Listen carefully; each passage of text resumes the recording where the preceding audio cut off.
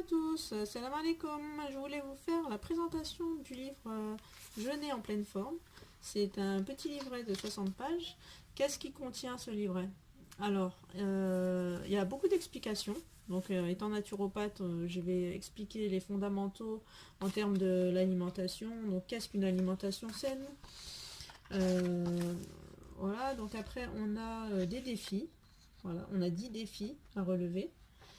Vous avez aussi des tests à faire pour connaître vos habitudes alimentaires ou alors même au niveau du temps passé sur les écrans. C'est très important pour ce mois qui se veut spirituel de ne pas se laisser déborder et se laisser aller. Et puis on a une liste de courses. Alors ce format est pratique parce il se glisse très facilement dans le sac à main. Et vous pouvez donc avoir une liste de courses alors que vous pouvez même prendre hors ramadan parce qu'en fait c'est des basiques qu'il faut avoir dans son placard et se familiariser. On pourra dire que ce mois de ramadan, si vous n'êtes pas initié à une alimentation saine et pas trop transformée, on peut dire que ça va être un moment de changement en fait. Donc là on a la liste de courses pour le matin et la liste de courses pour le soir, mais c'est des choses qui peuvent se faire même au cours de l'année. C'est vraiment les fondamentaux. Ensuite, on a la liste de courses a été faite en relation avec les menus que je vous ai proposés. Donc il y a une quinzaine de menus. Donc sur le mois, vous pouvez le faire 2 fois, mais vous pouvez le faire tout au long de l'année.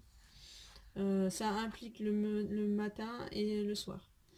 Donc en fonction des menus, vous avez les recettes. Donc on a un peu moins de 30 recettes. Et c'est des basiques. Donc ça va être des entrées, des salades, ça va être des soupes, des jus, des smoothies. Mais également ça va être des incontournables comme le hummus ou alors la talbina. C'est des choses voilà, qu'on peut faire toute l'année pour avoir la forme, pour garder vraiment une alimentation correcte. Et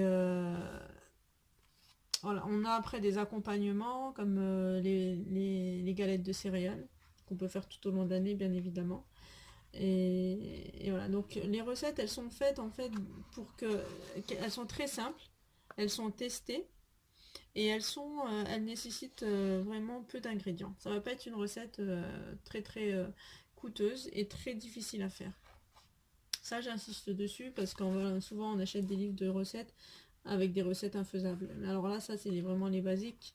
Et après, quand on intègre, j'ai fait un petit coup de cœur alors pour la chorba algérienne, pour pionner pour l'Algérie.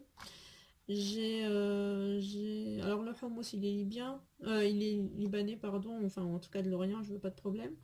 Il y a la harira marocaine et on a mis un tagine tunisien. Et on a mis aussi, enfin j'ai mis la soupe de lentilles turque. Alors je sais pas si je prononce bien, merci mec Sorbas. Vous me rappellerez si jamais, voilà. Donc et puis après bon on a un peu tout ce qui est allemand aussi, hein. On a la crème Budwig, c'est un peu le miam aux fruits version, c'est à peu près la même recette en fait. Donc c'est des choses vraiment à intégrer dans son quotidien. De même tout ce qui est alors on va parler de beaucoup de choses, on va parler d'écologie dedans, on va parler de respect de soi, respect des autres, et tout ça c'est vraiment ce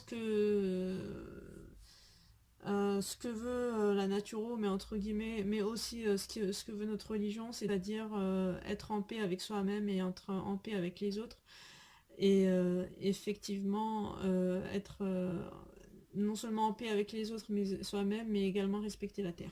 Donc tout ça, j'ai essayé de le condenser sur 60 pages.